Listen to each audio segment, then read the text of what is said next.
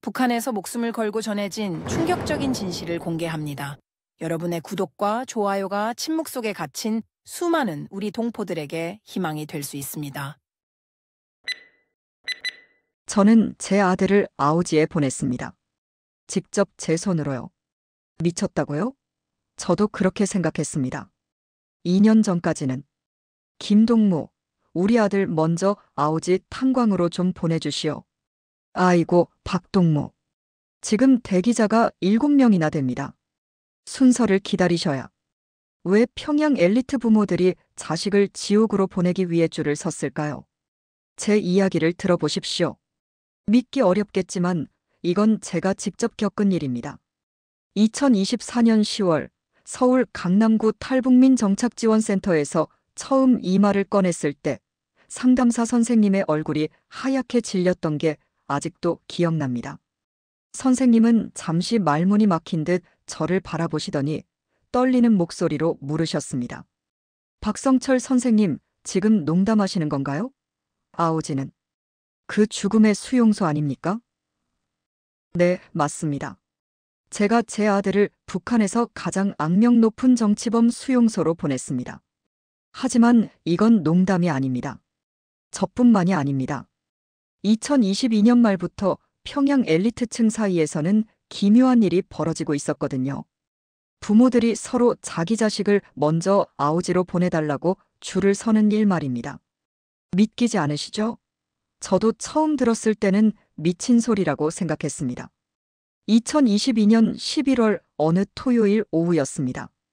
평양 중구역 장마당 뒤편의 좁은 골목길, 저는 오랜 친구를 만나러 가고 있었습니다. 그때 우연히 들은 대화가 제 인생을 완전히 바꿔놓았습니다. 우리 아들 아우지는 언제 갈 수 있는 거요? 좀 빨리 갈 수 없어. 대기자가 많으니 좀 기다리셔요. 누군 먼저 안 가고 싶겠습니까?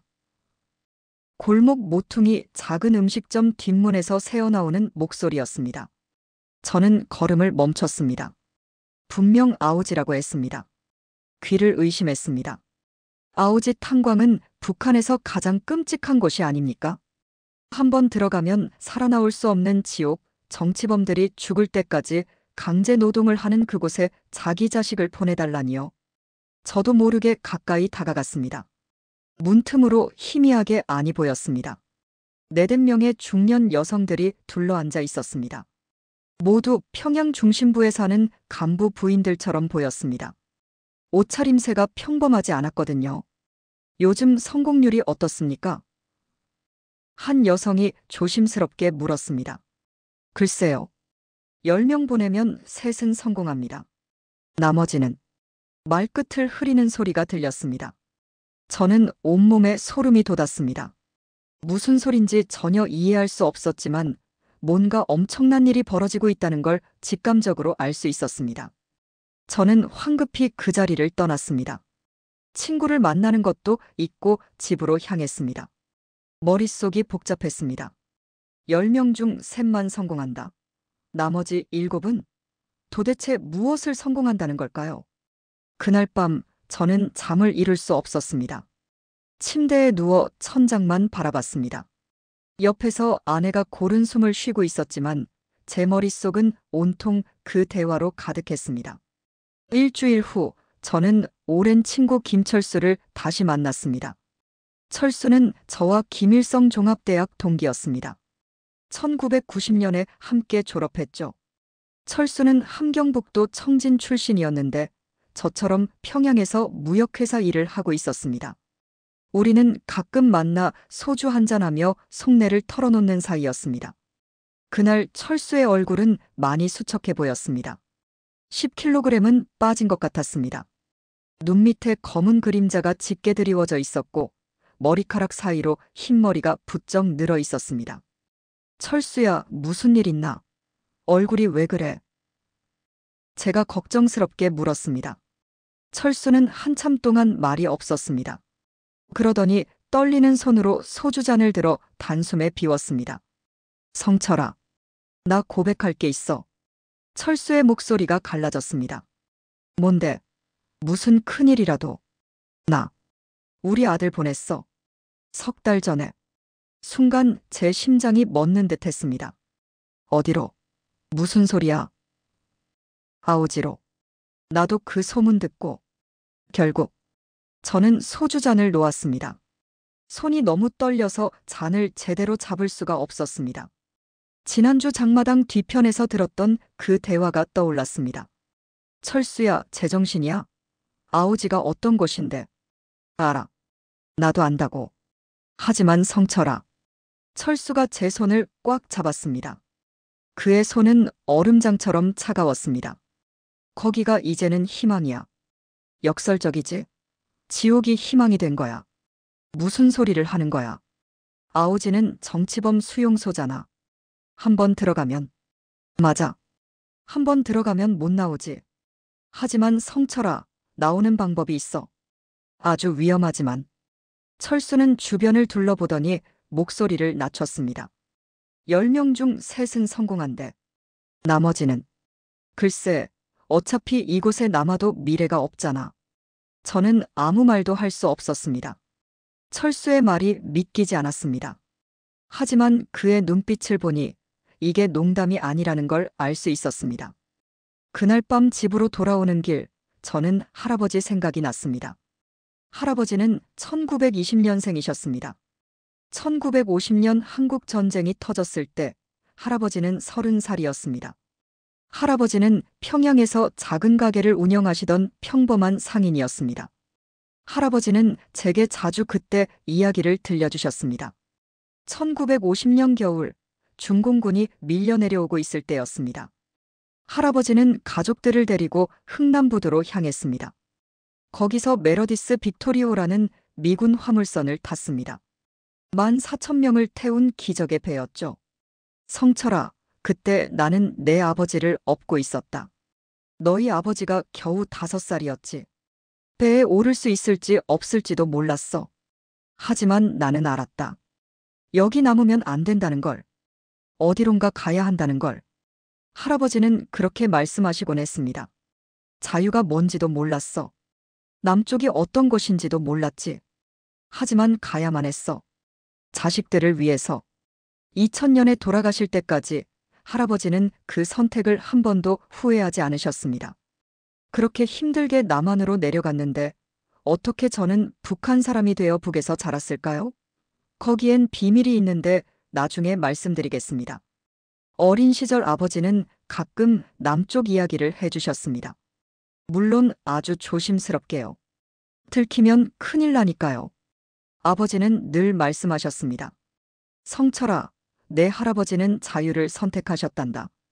우리는 결국 여기 남았지만 할아버지의 그 용기를 잊으면 안 돼. 이제 70년이 흘렀습니다.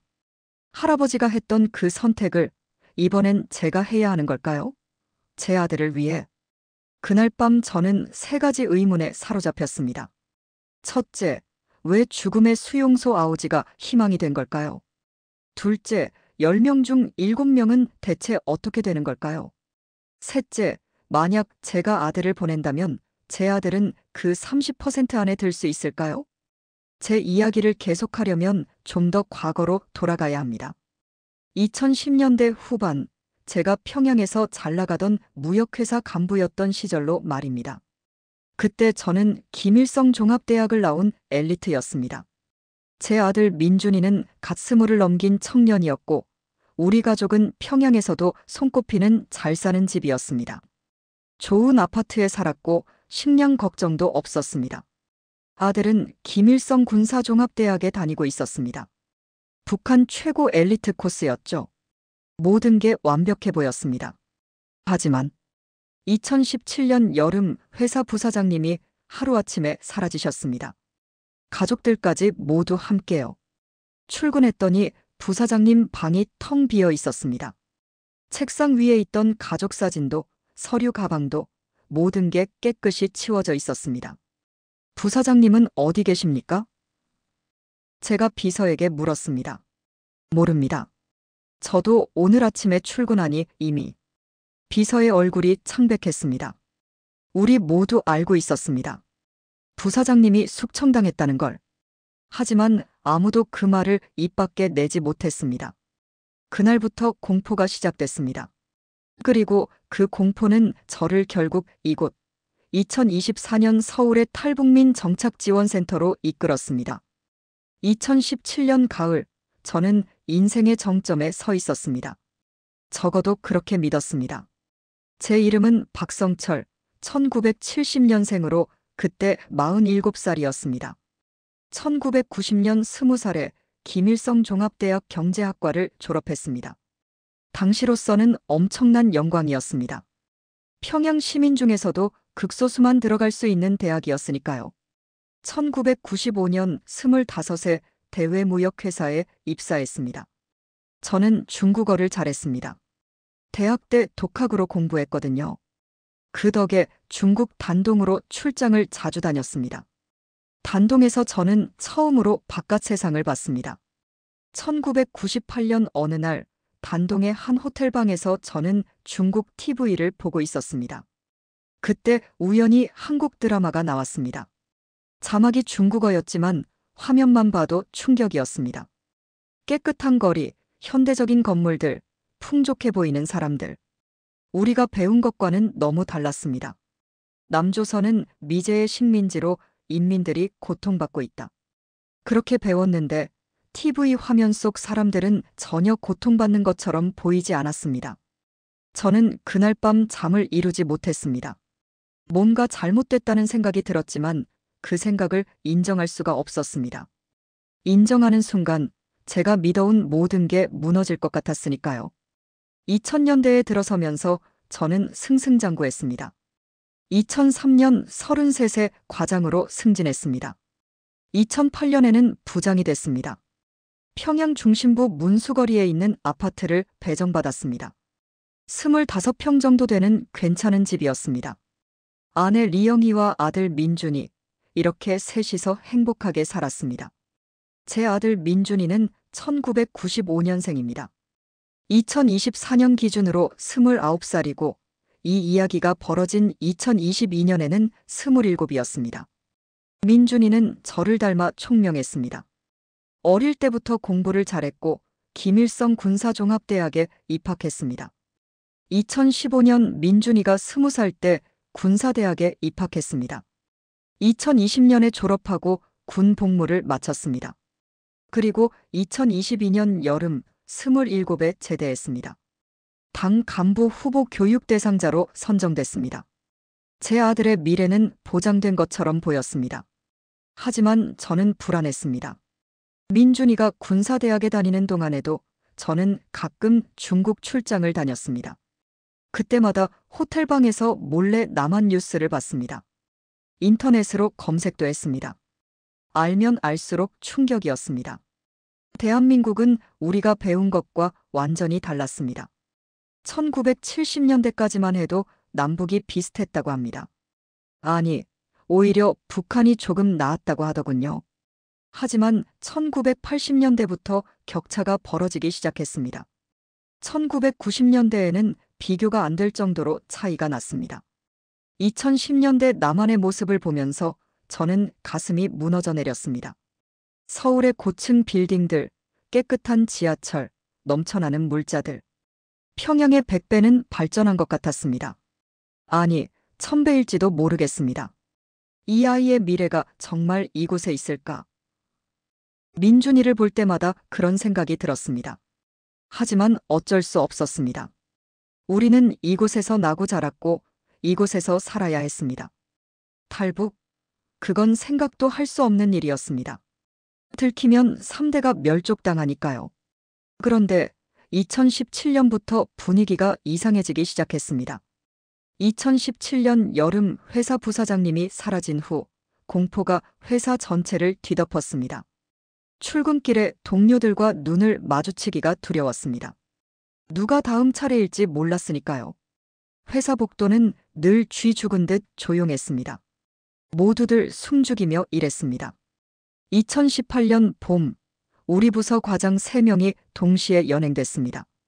죄목은 외화 횡령이었습니다. 하지만 우리는 알고 있었습니다. 실제로 횡령을 했는지 안 했는지는 중요하지 않다는 걸. 누군가 제거하고 싶으면 얼마든지 죄목을 만들 수 있었습니다. 2019년 가을, 제 직속 상관이었던 리 부장님이 사라지셨습니다. 아파트 베란다에서 떨어져 돌아가셨다고 했습니다. 하지만 누가 믿겠습니까? 리 부장님은 늘 밝고 긍정적인 분이셨습니다. 스스로 목숨을 끊을 이유가 없었습니다. 장례식장에서 리 부장님의 부인을 봤습니다. 부인은 눈물도 흘리지 않았습니다. 그저 멍하니 앉아 있었습니다. 저는 부인에게 조문 인사를 드렸지만 부인은 저를 보지도 않았습니다. 부인의 눈빛에서 저는 절망을 봤습니다. 산 사람의 눈이 아니었습니다. 매일 아침 출근하는 게 두려웠습니다. 오늘은 내 차례가 아닐까, 회사 문을 열고 들어가면 보위부 사람들이 서 있는 건 아닐까, 그런 생각에 잠을 설쳤습니다. 아내도 제 불안을 눈치챘습니다. 여보, 괜찮아요? 요즘 얼굴이 안 좋아요. 아니, 괜찮소. 그냥 피곤해서 그래. 저는 아내에게 진실을 말할 수 없었습니다. 걱정시키고 싶지 않았으니까요. 하지만 밤마다 악몽을 꿨습니다. 보위부 사람들이 집에 들이닥쳐 저를 끌고 가는 꿈, 민준이와 아내가 울부짖는 꿈을 꿨습니다. 그러던 2020년 초, 저는 대학 동기 김철수를 우연히 다시 만났습니다. 모란봉 인근 작은 식당에서였습니다. 철수는 저처럼 무역회사에서 일하고 있었습니다. 성철이, 오랜만이네. 철수야, 그래. 한 2년 만인가? 우리는 구석진 자리에 앉았습니다. 소주를 시켰습니다. 한동안 아무 말 없이 술만 마셨습니다. 말을 조심해야 했으니까요. 식당에도 귀가 있었습니다. 성철아, 나 너한테 할 말이 있어. 철수가 조심스럽게 말을 꺼냈습니다. 뭔데? 여기선 안 돼. 나중에 따로 보자. 우리 집으로 올래? 철수의 목소리가 떨렸습니다. 저는 뭔가 심상치 않다는 걸 직감했습니다. 2주 후, 저는 철수의 집을 방문했습니다. 철수는 평양 외곽동대원 구역에 살고 있었습니다. 20평 정도 되는 아파트였습니다. 철수의 아내가 차를 내왔습니다. 하지만 곧 방으로 들어갔습니다. 철수의 아들도 보이지 않았습니다. 철수야, 무슨 일이야? 제가 물었습니다. 철수는 방문을 닫고 창문도 닫았습니다. 그리고 낡은 노트 한 권을 꺼냈습니다.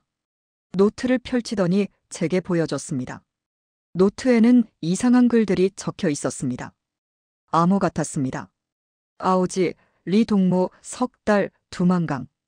철수야, 이게 뭐야? 성철아, 이거. 믿기 어렵겠지만. 철수가 말을 이었습니다. 아오지에서 나가는 방법이야. 탈출 루트. 저는 귀를 의심했습니다. 뭐라고? 아오지에서 탈출? 그게 무슨? 성철아, 들어봐. 나도 처음엔 안 믿었어. 하지만 이게 진짜야. 철수는 목소리를 더 낮췄습니다. 요즘 평양 지하에서 소문이 돌고 있어. 아오지에 리 동무라는 사람이 있대. 그 사람이 탈북 루트를 만들었다고. 물론 성공률이 높지는 않아. 하지만 철수야, 제정신이야? 아오지는 정치범 수용소잖아. 거기 어떻게 들어가? 그게 일부러 들어가는 거야. 경미한 정치범으로. 저는 말문이 막혔습니다. 철수가 미쳤나 싶었습니다. 하지만 철수의 눈빛은 진지했습니다. 성철아, 우리 애들 미래가 있을까? 이곳에 남아서? 철수의 질문에 저는 대답할 수 없었습니다. 저도 똑같은 생각을 하고 있었으니까요. 나도 고민 중이야. 우리 아들. 군 제대하고 나면 뭘 할까? 단간부. 그게 진짜 미래일까? 철수의 목소리에 절망이 묻어났습니다. 성철아, 나는 결정했어. 우리 아들을 보낼 거야. 위험하지만 여기 남는 것보다는 나아. 철수야, 하지만 10명 중 7명은 실패한다며. 내 아들이 죽을 수도. 알아. 하지만 여기 남으면 100% 죽은 인생이야. 영혼이 죽는 거지. 차라리 30% 희망에 걸겠어. 저는 아무 말도 할 수 없었습니다. 철수의 결단이 이해되면서도 동시에 너무 두려웠습니다. 그날 밤 집으로 돌아오면서 저는 계속 생각했습니다. 철수의 선택이 옳은 걸까? 만약 제가 철수 입장이라면 저도 같은 선택을 할 수 있을까? 집에 도착했을 때는 이미 밤 11시가 넘었습니다. 거실 불은 꺼져 있었고 안방 문틈으로 희미한 불빛이 새어나왔습니다. 저는 조용히 문을 열었습니다. 민준이가 책상에 앉아 책을 읽고 있었습니다. 25살 군사대학 마지막 학년이었습니다. 저를 보더니 활짝 웃었습니다. 아버지, 늦게 오셨네요. 응, 친구 만나고 왔어. 공부하고 있었구나. 네, 내일 시험이 있어서요. 저는 민준이를 바라봤습니다. 건강하고 씩씩한 청년. 제 자랑스러운 아들. 하지만 그 순간 가슴 한구석이 무너져 내렸습니다. 이 아이를 아우지로 보낼 수 있을까? 상상만으로도 끔찍했습니다. 제 손으로 아들을 지옥으로 보내다니. 하지만 철수의 말이 계속 맴돌았습니다. 여기 남으면 100% 죽은 인생이야. 저는 민준이에게 잘 자라고 말하고 방을 나왔습니다. 침대에 누웠지만 잠이 오지 않았습니다. 옆에서 아내가 고른 숨을 쉬고 있었습니다. 저는 천장만 바라봤습니다. 할아버지. 할아버지도 이런 심정이셨나요? 1950년 흥남부두에서 할아버지도 이런 선택을 하셨습니다. 어디로 가는지도 모르는 배에 올라탔습니다. 살 수 있을지 죽을지도 몰랐습니다. 하지만 남으면 안 된다는 걸 아셨습니다. 할아버지는 용감하셨어. 나는 할 수 있을까?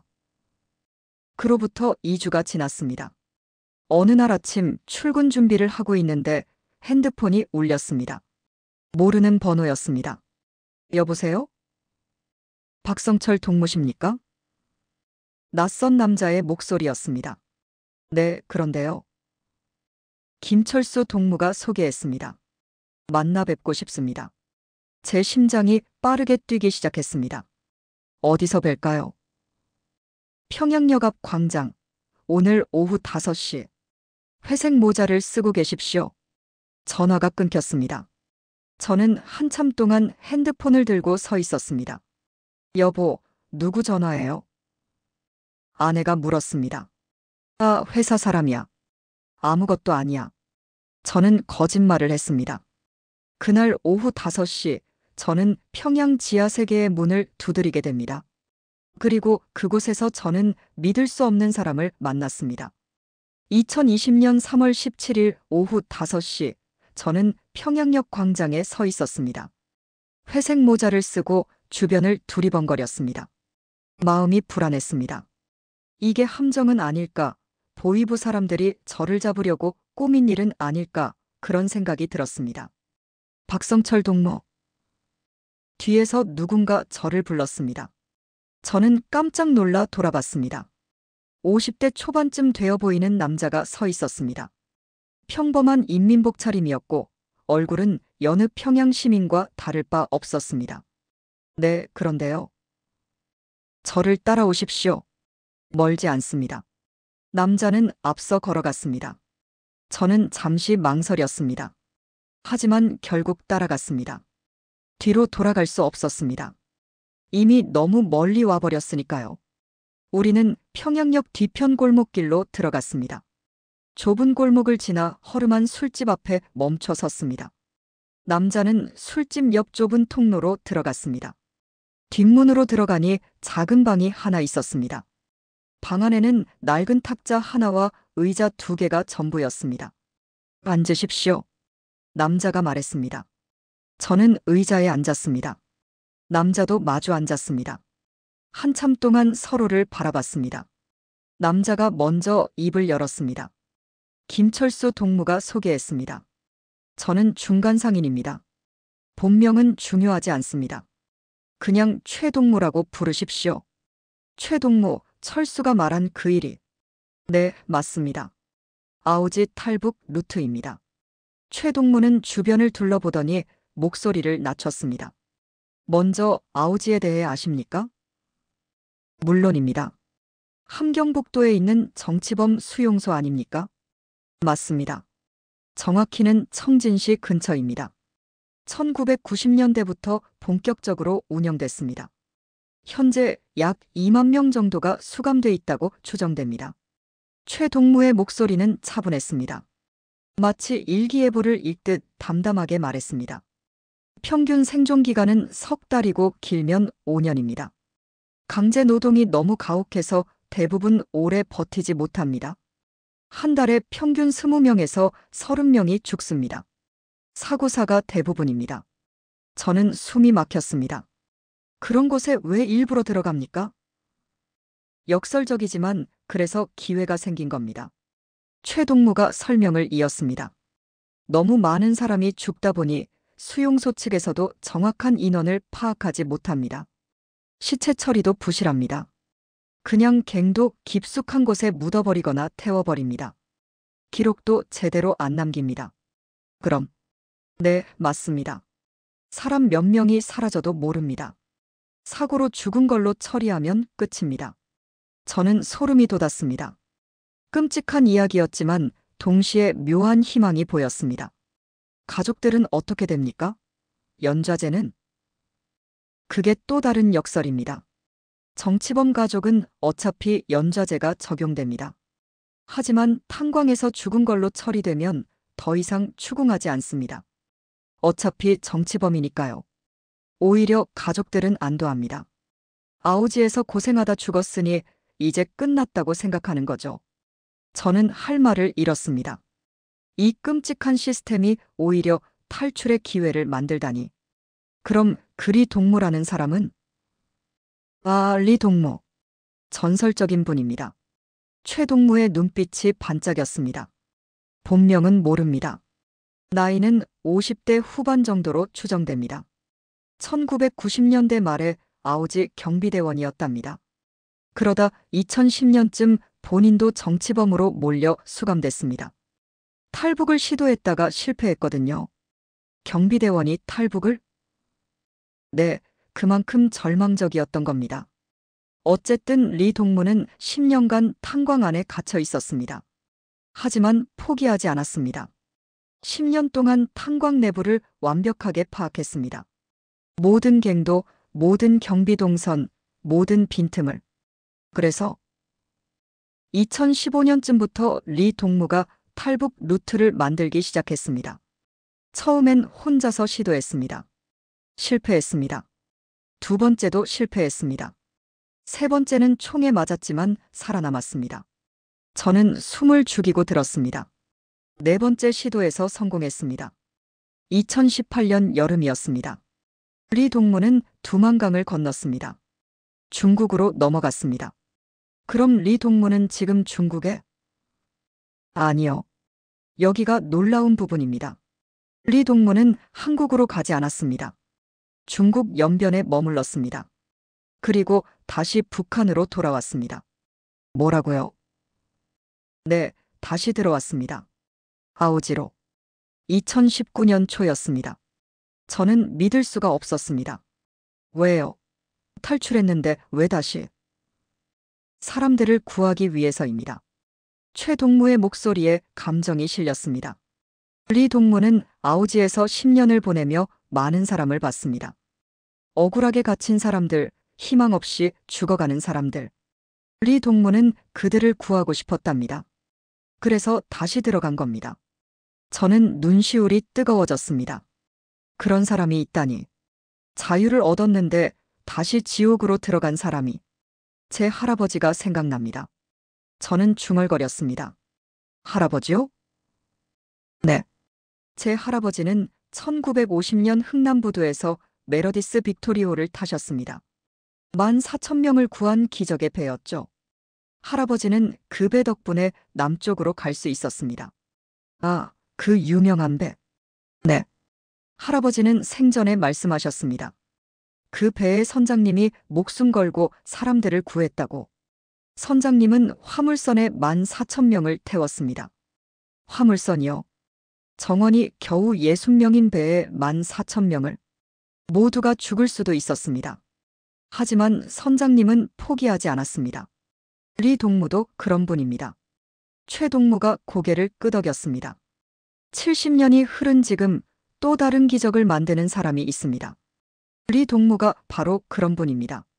우리는 잠시 침묵했습니다. 저는 깊은 생각에 잠겼습니다. 할아버지의 용기, 리 동무의 희생, 그리고 지금 저의 선택. 구체적으로 어떻게 진행됩니까? 제가 물었습니다. 최 동무는 작은 수첩을 꺼냈습니다. 첫째, 자식을 경미한 정치범으로 만들어야 합니다. 죄목을 조작하는 겁니다. 어떤 죄목입니까? 보통 남조선 영화 시청 및 유포입니다. 이건 정치범 죄목 중 가장 가벼운 편입니다. 사형은 아니지만 교화형 10년에서 15년 정도 나옵니다. 그 다음은 둘째, 아오지 배치를 청탁해야 합니다. 뇌물이 필요합니다. 중국 돈으로 5,000달러에서 10,000달러 정도입니다. 저는 계산해 봤습니다. 제가 20년간 모은 돈이 약 8,000달러 정도였습니다. 가능했습니다. 셋째, 탄광에 배치된 후 석 달간 잠복합니다. 이 기간 동안 리 동무와 접촉합니다. 셋째 달이 되면 탈출을 시도합니다. 어떻게 탈출합니까? 탄광 사고를 위장합니다. 갱도 붕괴나 화재 같은 걸 만듭니다. 혼란한 틈에 탈출합니다. 수용소에서 두만강까지는 약 20km입니다. 밤새 걸어가야 합니다. 강을 건너는 건 강물에 뛰어듭니다. 겨울이면 얼어 있어서 걸어갈 수 있지만 다른 계절엔 헤엄쳐야 합니다. 중국 쪽에 협력자가 있습니다. 그쪽으로 연결해 줍니다. 그 다음은 중국 연변에서 석 달 정도 숨어 있다가 한국행 브로커를 만납니다. 그리고 대한민국으로 갑니다. 저는 모든 과정을 머릿속으로 그려봤습니다. 끔찍했지만 동시에 희망이 보였습니다. 성공률이 30%라고 했습니다. 나머지 70%는 최 동무의 얼굴이 어두워졌습니다. 40%는 탈출 중에 죽습니다. 총에 맞거나 강에서 익사하거나 추위에 얼어 죽습니다. 20%는 체포됩니다. 그리고 공개 처형됩니다. 나머지 10%는 중국에서 잡힙니다. 북송됩니다. 그러면 다시 아오지로 돌아갑니다. 이번엔 진짜 정치범으로. 저는 숨이 막혔습니다. 10명 중 7명은 죽거나 잡힌다. 하지만 셋은 성공한다. 30%. 결코 높은 확률은 아니었습니다. 김철수 동무는 어떻게 됐습니까? 김철수 동무 아들은 2월에 보냈습니다. 지금 석 달째입니다. 5월쯤 되면 소식이 올 겁니다. 성공할 것 같습니까? 모릅니다. 하늘에 맡겨야죠. 최 동무가 말했습니다. 저는 고개를 숙였습니다. 결정할 수가 없었습니다. 제 아들을 그 30%에 걸 수 있을까? 만약 실패하면? 만약 아들이 총에 맞아 죽는다면? 천천히 생각하십시오. 하지만 너무 오래 고민하지는 마십시오. 상황은 계속 변합니다. 최 동무가 일어섰습니다. 연락처를 드리겠습니다. 결정하시면 2번으로 전화하십시오. 암호는 함경도 석탄이 요즘 질이 좋다던데요입니다. 저는 작은 종이 쪽지를 받았습니다. 전화번호가 적혀 있었습니다. 그럼 이만. 최 동무가 먼저 방을 나갔습니다. 저는 한참 동안 그 자리에 앉아 있었습니다. 집으로 돌아오는 길, 머릿속이 복잡했습니다. 아들 민준이가 생각났습니다. 25살 군사대학 마지막 학년. 건강하고 밝은 청년. 제가 그 아이를 죽음의 수용소로 보낼 수 있을까? 집에 도착했을 때는 밤 8시가 넘었습니다. 아내가 저녁을 차려놓고 있었습니다. 민준이는 아직 학교에서 돌아오지 않았습니다. 여보, 어디 갔다 와요? 얼굴이 안 좋아 보이는데. 아니, 친구 만나고 왔어요. 괜찮아요? 저는 거짓말을 했습니다. 아내에게 진실을 말할 수 없었습니다. 아직은. 저녁을 먹으며 창밖을 바라봤습니다. 평양 하늘은 어두웠습니다. 별도 보이지 않았습니다. 저는 생각했습니다. 철수 아들은 성공할까? 만약 성공한다면 나도 민준이를 보낼 수 있을까? 그날 밤 저는 잠을 이루지 못했습니다. 침대에 누워 천장만 바라봤습니다. 옆에서 아내가 잠든 숨소리가 들렸습니다. 저는 중얼거렸습니다. 할아버지, 저도 할 수 있을까요? 할아버지처럼 용기를 낼 수 있을까요? 그로부터 2달이 흘렀습니다. 2020년 5월 12일 오전 10시 제 핸드폰이 울렸습니다. 박성철 동무, 저 최동무입니다. 전화 너머로 최동무의 목소리가 들렸습니다. 저는 심장이 빨리 뛰기 시작했습니다. 네, 최동무. 무슨 일입니까? 좋은 소식입니다. 김철수 동무 아들. 성공했습니다. 순간 제 손에서 핸드폰이 떨어질 뻔했습니다. 정말입니까? 확실합니까? 네, 확실합니다. 어제 중국 연변에서 연락이 왔습니다. 지금 한국으로 가는 중이랍니다. 저는 말문이 막혔습니다. 철수 아들이 해냈다. 정말로 해냈다. 철수 동무에게는 알렸습니까?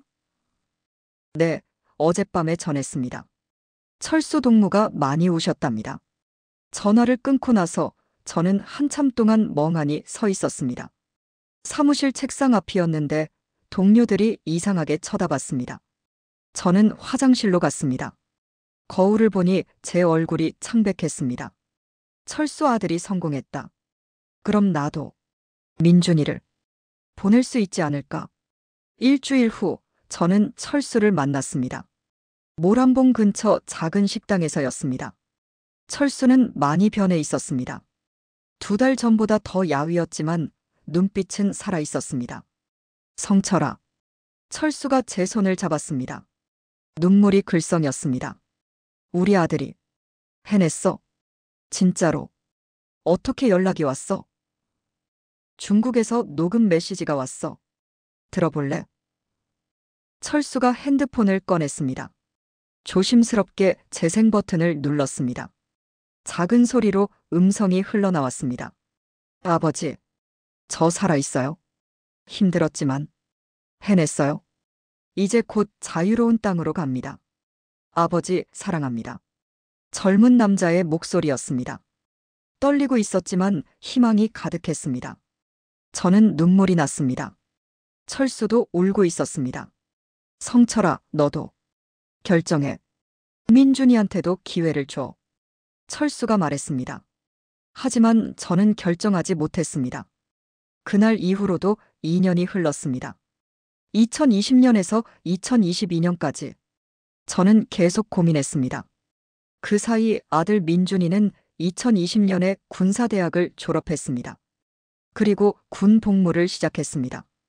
2년간의 복무를 마치고 2022년 8월에 제대했습니다. 27이 됐습니다. 제대 후 민준이는 당 간부 후보 교육 대상자로 선정됐습니다. 이건 엄청난 영광이었습니다. 당 간부가 되면 평양에서 안정적으로 살 수 있었습니다. 좋은 아파트, 충분한 식량, 권력. 모든 게 보장됐습니다. 하지만 저는 알고 있었습니다. 그게 전부가 아니라는 걸.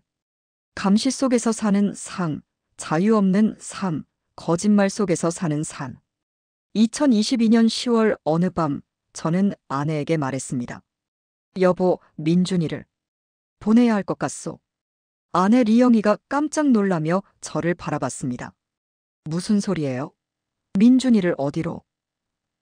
아우지로. 미쳤어요? 아내가 소리쳤습니다. 저는 손가락을 입에 대며 쉿소리를 냈습니다. 조용히 해요. 들리면 안 돼요. 여보, 제정신이에요? 우리 아들을 죽음의 수용소로 보내자고요? 들어봐요. 거기서 나가는 방법이 있어요.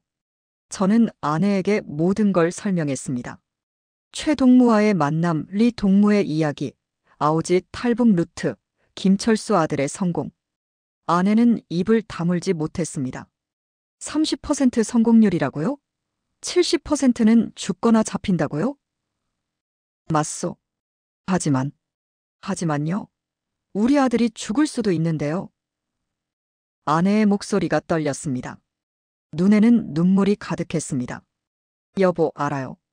나도 무서워요. 하지만 여기 남으면 100% 죽은 인생이요. 영원히 죽는 거라고. 그래도 살아는 있잖아요. 당 간부 되면 편하게 살 수 있어요. 편하게. 감시 속에서 거짓말하며. 그게 진짜 사는 거예요. 우리는 밤새 이야기했습니다. 아내는 울었고 저도 울었습니다. 하지만 결론을 내리지 못했습니다. 그날 밤 저는 할아버지를 떠올렸습니다. 할아버지는 2000년에 돌아가셨습니다. 돌아가시기 직전 할아버지는 제게 마지막 말씀을 하셨습니다. 할아버지는 80살이셨습니다. 성철아, 내가 1950년에 월남한 건 너희들 때문이었다. 할아버지가 말씀하셨습니다.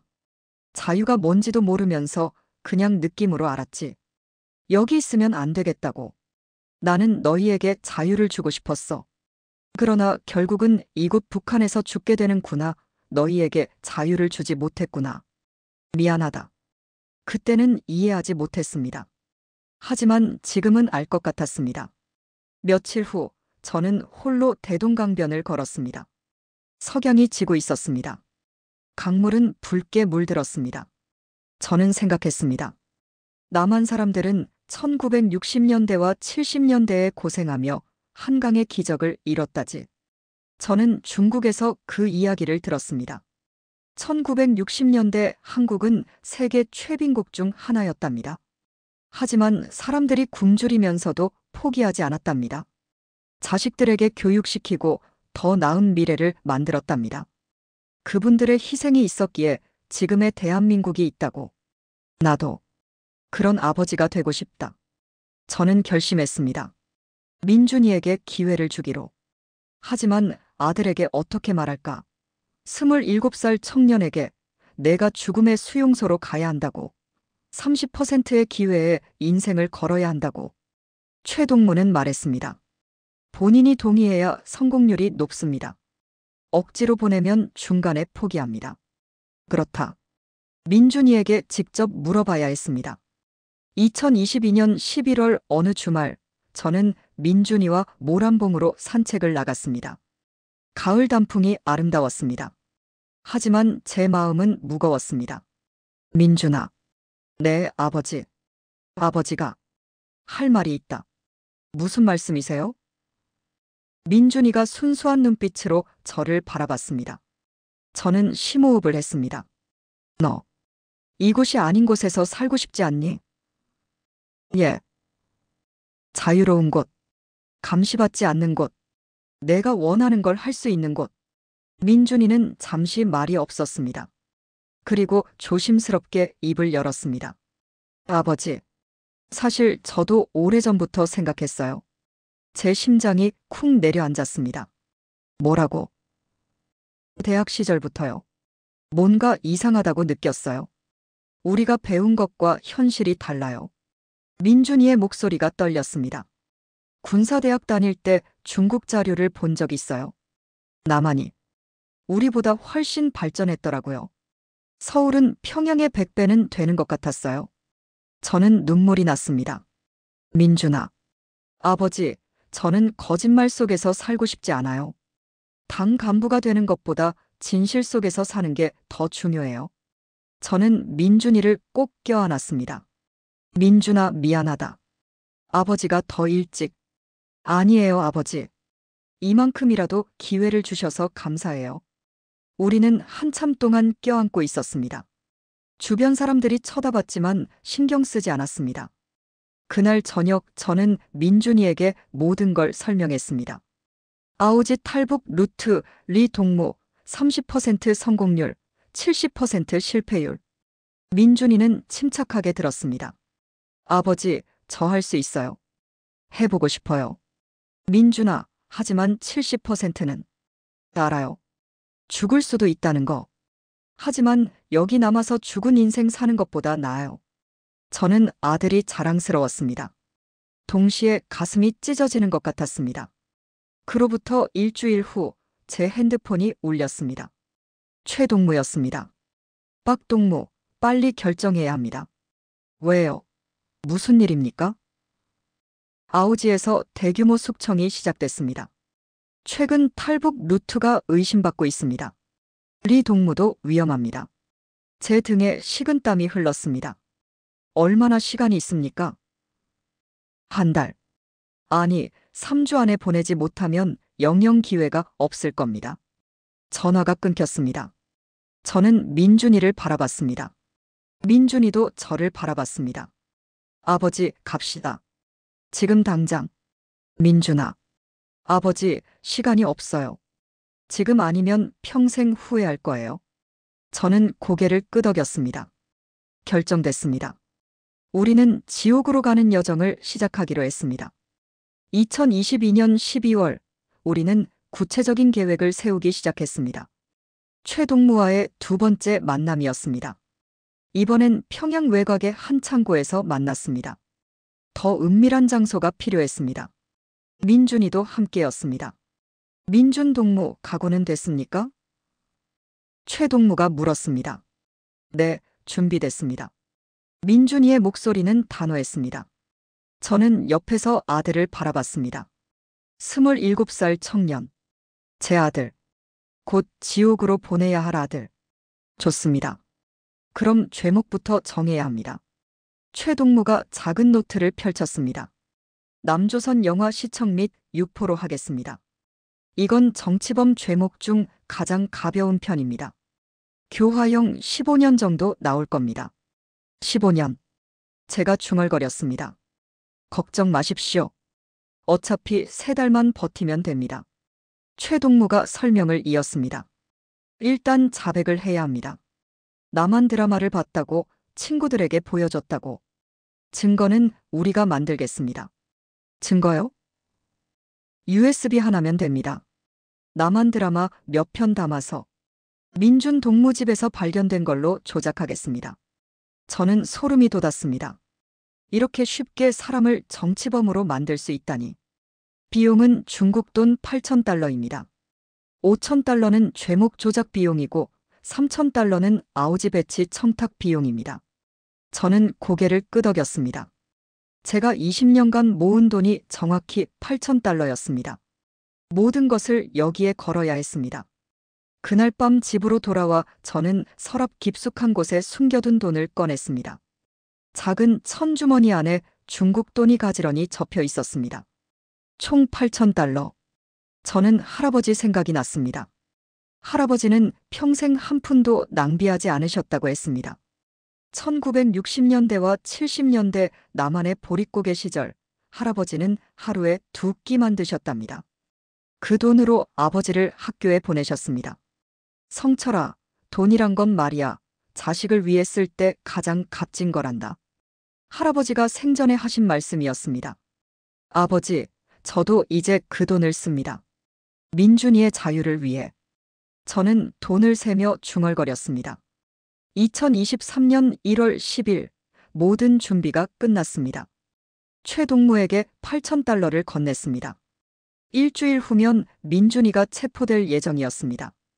1월 14일 밤, 저는 민준이와 마지막 대화를 나눴습니다. 아내도 함께였습니다. 아내는 이미 눈이 퉁퉁 부어 있었습니다. 민준아. 네, 아버지. 내일이면 끝이야. 아니, 시작이지. 알아요, 아버지. 무섭지 않니? 무섭죠. 하지만 할 수 있어요. 민준이가 웃었습니다. 억지로 짓는 웃음이었지만 용기가 느껴졌습니다. 민준아, 어머니가 한마디만 할게. 아내가 떨리는 목소리로 말했습니다. 살아야 해. 무슨 일이 있어도 살아야 해. 약속해. 네, 어머니. 약속할게요. 우리는 그날 밤 3명이 함께 잤습니다. 어렸을 때처럼 한 방에서 아무도 잠들지 못했습니다. 다만 서로의 온기를 느끼며 시간을 보냈습니다. 2023년 1월 15일 오전 10시 보위부 사람들이 우리 집에 들이닥쳤습니다. 박민준 동무 남조선 영화 시청 및 유포 혐의로 체포한다. 민준이는 저항하지 않았습니다. 조용히 손목에 수갑을 찼습니다. 저와 눈을 마주쳤습니다. 저는 고개를 살짝 끄덕였습니다. 잘 가거라. 입 밖으로는 내지 않았지만 눈빛으로 전했습니다.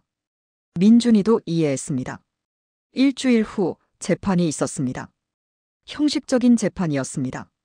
민준이는 모든 죄를 인정했습니다. 예, 제가 남조선 영화를 봤습니다. 그리고 친구들에게 보여줬습니다. 판사는 판결문을 읽었습니다. 피고인 박민준에게 아우지 탄광 15년 노동교화형을 선고한다. 망치 소리가 울렸습니다.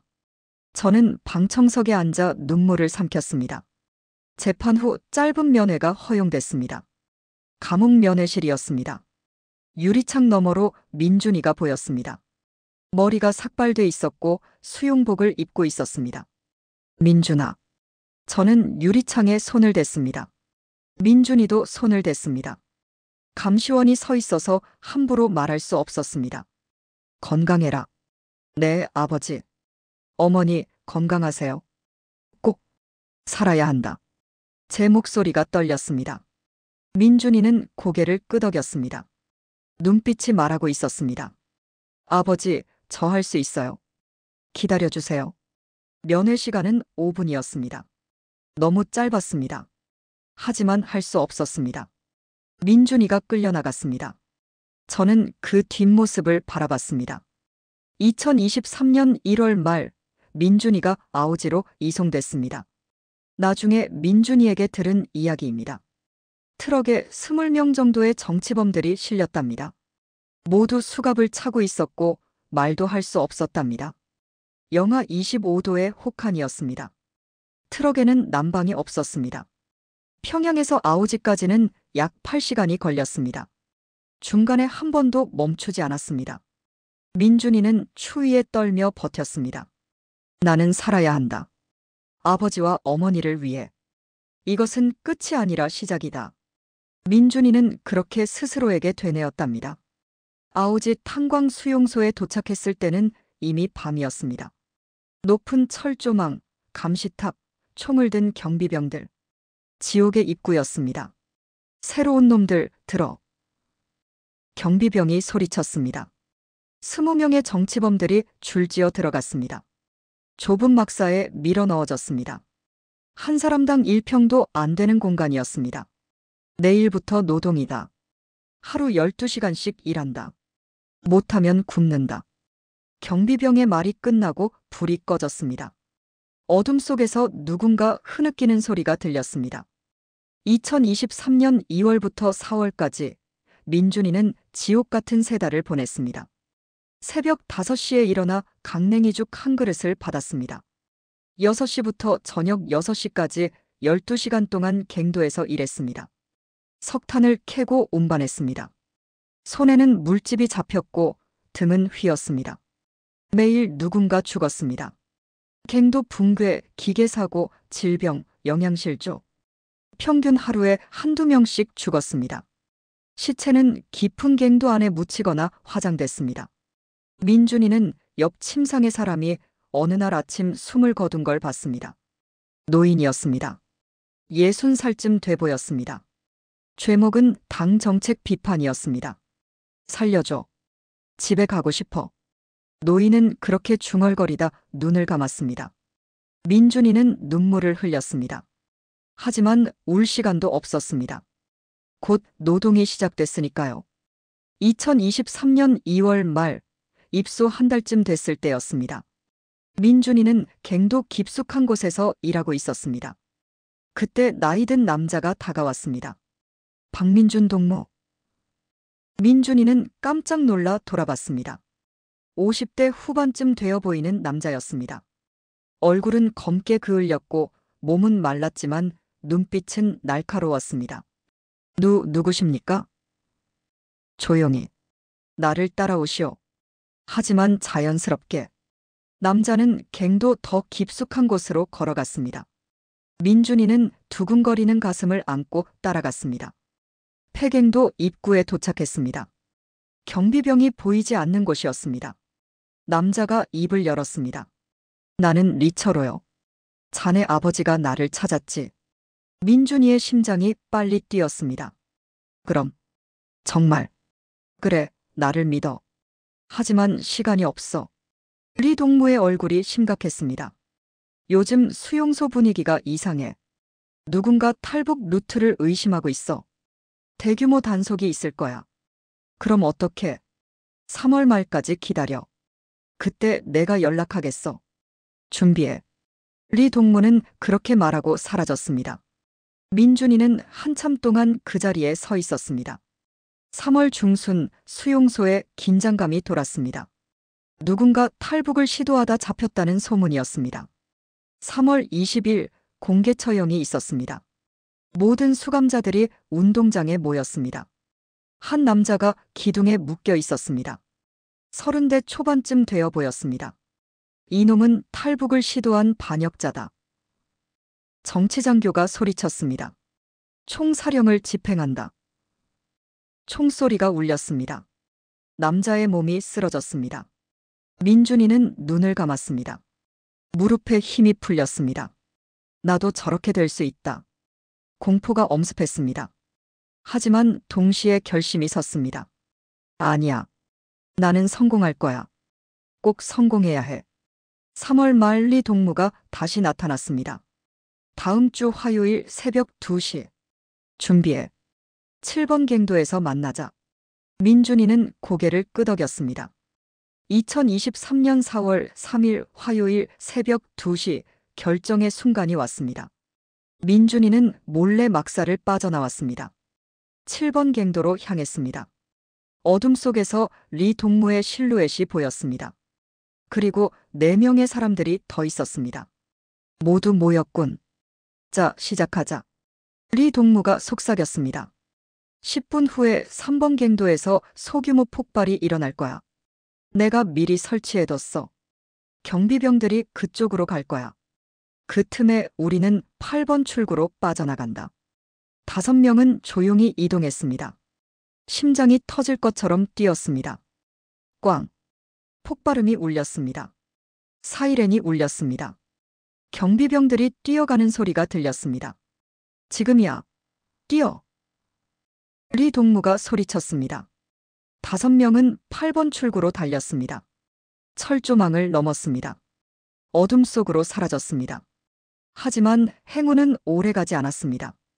출구에서 500m쯤 떨어진 곳에서 경비병 1명이 순찰을 돌고 있었습니다. 거기서 누구냐? 경비병이 소리쳤습니다. 손전등 불빛이 그들을 비췄습니다. 뛰어! 리 동무가 외쳤습니다. 탕탕! 총소리가 울렸습니다. 옆에서 달리던 남자가 비명을 지르며 쓰러졌습니다. 뒤에서 달리던 또 다른 남자도 총에 맞았습니다. 5명 중 2명이 그 자리에서 죽었습니다. 민준이는 미친 듯이 뛰었습니다. 뒤에서 총알이 날아왔습니다. 휙! 귓가를 스쳐 지나갔습니다. 그리고 다음 순간 퍽! 어깨에 뭔가 박혔습니다. 뜨거운 통증이 엄습했습니다. 총알이었습니다. 어깨를 관통했습니다. 으악! 민준이가 비명을 질렀지만 넘어지지 않았습니다. 계속 뛰었습니다. 살기 위해 20km 밤새 달렸습니다. 어깨에서 피가 흘렀습니다. 의식이 희미해졌습니다. 하지만 멈출 수 없었습니다. 새벽 5시쯤 두만 강변에 도착했습니다.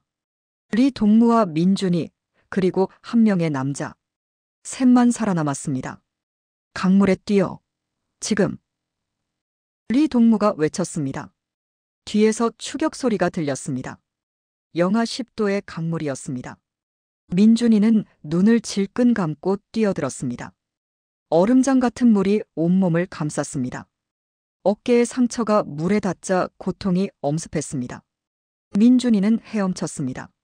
의식이 점점 흐려졌습니다. 아버지, 어머니, 그리고 정신을 잃었습니다. 2023년 7월 12일 새벽 3시, 저는 잠에서 깼습니다. 딱, 딱, 집 밖에서 돌멩이 떨어지는 소리가 들렸습니다. 저는 벌떡 일어났습니다. 아내도 깼습니다. 여보, 무슨 소리예요? 잠깐만 있어요. 저는 창문으로 다가갔습니다. 조심스럽게 내다봤습니다. 아무도 보이지 않았습니다. 하지만 아랫땅에 작은 돌멩이가 하나 떨어져 있었습니다. 저는 조용히 현관문을 열고 나갔습니다. 돌멩이를 주었습니다. 종이가 감겨 있었습니다. 떨리는 손으로 종이를 펼쳤습니다. 연꽃 피었음. 봄. 저는 그 자리에 주저앉았습니다. 눈물이 쏟아졌습니다. 연꽃은 민준이를 뜻하는 암호였습니다. 봄은 한국 도착을 뜻했습니다. 여보, 여보. 저는 집 안으로 뛰어들어갔습니다. 아내를 흔들었습니다. 민준이가 살아있어요. 한국에 도착했어요. 정말요? 정말이에요? 아내도 울기 시작했습니다. 우리는 껴안고 울었습니다. 민준이가 살아있었습니다. 성공했습니다. 중국 연변의 협력자가 보낸 메시지였습니다. 민준이는 4월 초 탈출한 후 3달간 중국에 숨어 있다가 드디어 한국행에 성공한 것입니다. 아내가 저를 똑바로 바라봤습니다. 여보, 우리도 가요.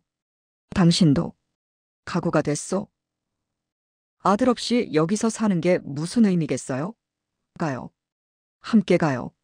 저는 아내의 손을 꽉 잡았습니다. 그렇습니다. 이제 우리 차례였습니다.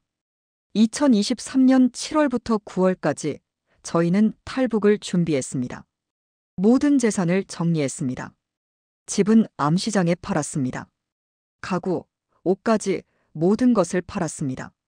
중국 돈 5,000달러를 마련했습니다. 브로커 비용이었습니다.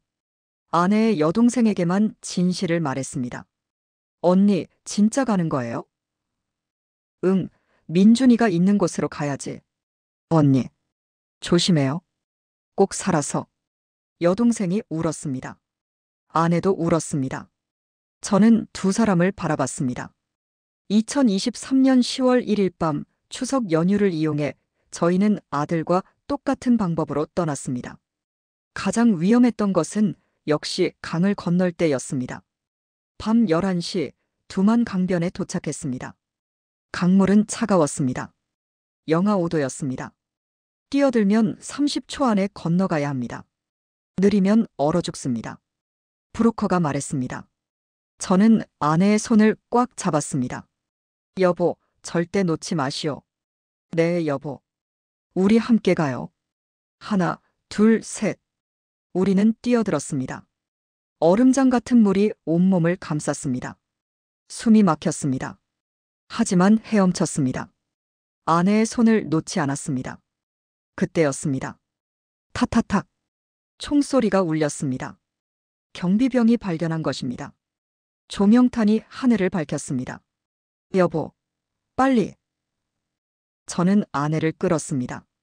총알이 물 위를 스쳤습니다. 퍽. 아내가 신음했습니다. 여보. 괜찮아요?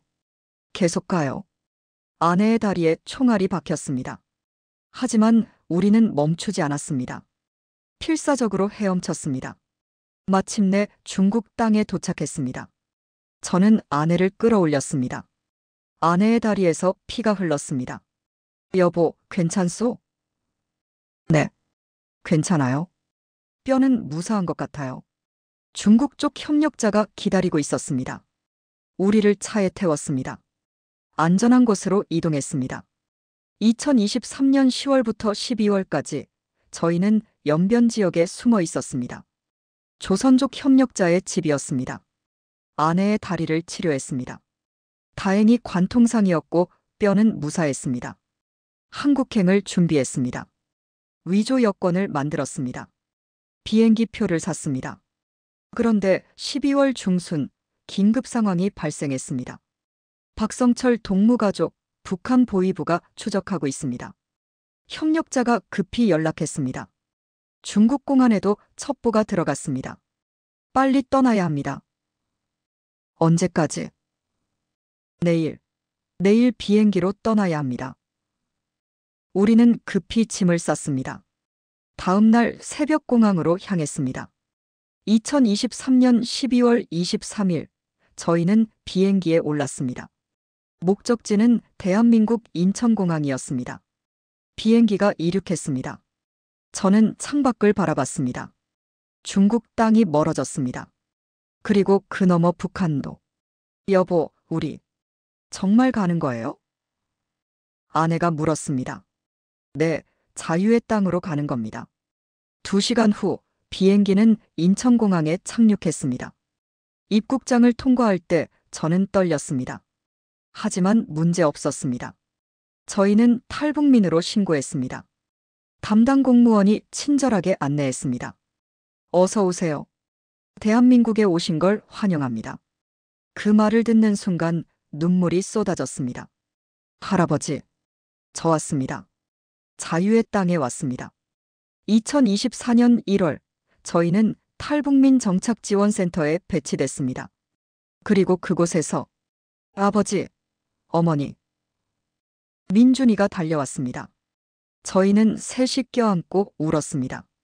3달 만에 재회였습니다. 민준아, 내가 정말 살아있구나. 네, 아버지. 저 살아있어요. 그리고 아버지와 어머니도 오셨네요. 민준아, 어깨는? 아내가 민준이의 어깨를 만졌습니다. 괜찮아요, 어머니. 중국에서 치료받았어요. 이제 거의 다 나았어요. 민준이가 웃었습니다. 건강한 미소였습니다. 민준이는 중국에서의 3달을 이야기해줬습니다. 두만강에 뛰어든 후 정신을 잃었는데 중국 쪽 협력자가 구해줬답니다. 어깨 총상은 조선족 의사가 치료해줬고요. 3달 동안 숨어 지내다가 브로커를 만나 한국으로 왔답니다. 아버지, 어머니가 오실 줄 알았어요. 그래서 먼저 정착 준비를 해뒀어요. 민준이의 배려였습니다. 저는 아들이 자랑스러웠습니다. 2024년 3월 어느 날 저희 가족은 한강변을 산책했습니다. 63빌딩, 반포대교, 서울의 야경이 눈앞에 펼쳐졌습니다. 너무나 아름다웠습니다. 할아버지가 1950년 흥남부두에서 꿈꾸셨던 게 이거였군요. 저는 중얼거렸습니다. 할아버지요? 민준이가 물었습니다. 응, 너희 증조 할아버지. 70년 전에 남쪽으로 오신 분이야. 근데 결국은 납치되어서 북한에서 평생을 사셨지. 평생 자유를 그리워하고 너희들에게 자유를 주지 못한 것을 미안해하셨어. 우리가 이렇게 대한민국에 사는 것을 보았으면 참 좋았을 텐데. 대단하셨네요. 어떻게 평생을 그렇게 사셨을까요? 민준아, 그리고 1970년대와 80년대 이국 분들도 대단하시지. 보릿고개, 가난, 독재. 그 모든 걸 이겨내고 이 나라를 만드셨어. 한강의 기적이요? 그래. 정말 기적이야. 저분들의 희생이 있었기에 우리가 지금 여기 설 수 있는 거야. 저희는 한참 동안 한강을 바라봤습니다. 며칠 후 저는 리 동무를 만났습니다. 리 동무도 2023년 말에 탈북에 성공해 한국에 와 있었습니다. 박 동무, 아드님 무사히 오셨군요. 리 동무 덕분입니다. 정말 감사합니다. 아닙니다. 제가 해야 할 일을 했을 뿐입니다. 리 동무는 담담하게 말했습니다. 그런데 아오지는 지금 어떻습니까? 2024년 들어 경비가 더 강화됐습니다. 당국이 눈치챈 것 같습니다. 더 이상은 아오지에서 탈북은 불가능할 거예요. 2024년 설날 저희 가족은 첫 명절을 맞았습니다. 자유로운 땅에서의 첫 설날이었습니다. 민준이가 세배를 했습니다. 아버지, 어머니, 새해 복 많이 받으세요. 저는 세뱃돈을 주며 웃었습니다. 민준아, 자유로운 땅에서 첫 명절이구나. 네, 꿈만 같아요. 민준아, 앞으로 어떻게 살고 싶니? 대학에 가고 싶어요. 제대로 공부하고 싶어요. 그리고 나중에는 북한 사람들을 돕고 싶어요. 저는 민준이의 머리를 쓰다듬었습니다. 2024년 10월, 저는 탈북민 정착지원센터에서 상담사에게 제 이야기를 했습니다. 제 이야기가 도움이 될까요? 네, 많은 분들께 희망이 될 겁니다. 아오지 탄광. 지옥 같은 곳이지만 역설적으로 그곳이 자유로 가는 문이었습니다. 아직도 그곳에서 희망을 꿈꾸는 사람들이 있습니다. 저는 창밖을 바라봤습니다. 서울의 하늘은 맑았습니다. 자유는 공짜가 아닙니다. 70년 전 대한민국을 만드신 분들이 피와 땀으로 이룬 겁니다. 한강의 기적도 민주주의도 이 모든 자유도 누군가의 희생이 있었기에 가능했습니다. 저희 가족도 그 선택을 했습니다. 그리고 지금 이 자유로운 땅에서 숨 쉬고 있습니다. 여러분, 이 자유, 당연하게 여기지 마십시오. 이것은 기적입니다. 그날 저녁 저는 민준이 아내와 함께 한강변을 걸었습니다. 석양이 지고 있었습니다. 저 멀리 북쪽 하늘을 바라보며 저는 물었습니다. 민준아, 언젠가는 저 땅도 자유로워질 날이 오겠지? 네, 아버지. 꼭 그럴 겁니다. 끝까지 들어주신 따뜻한 마음을 가진 여러분이야말로 진정한 애국자입니다. 이 이야기가 더 많은 사람들에게 전해질 수 있도록 구독으로 동참해주세요. 우리가 반드시 알아야 할 이야기들을 또 소개하겠습니다.